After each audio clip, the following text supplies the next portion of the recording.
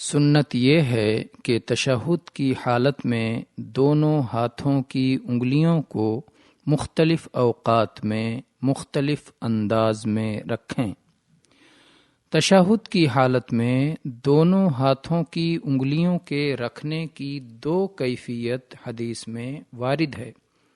پہلی کیفیت یہ ہے کہ داہنے ہاتھ کی تمام انگلیوں کو بند کر لیں اور شہادت کی انگلی سے اشارہ کریں اور بائیں ہاتھ کی ساری انگلیاں کھلی رکھیں۔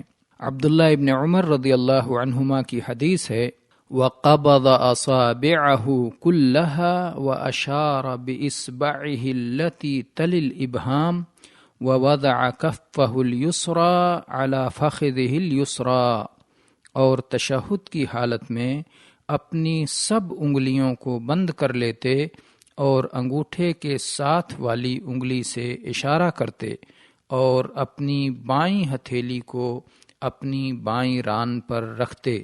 دیکھیے صحیح مسلم حدیث نمبر 580۔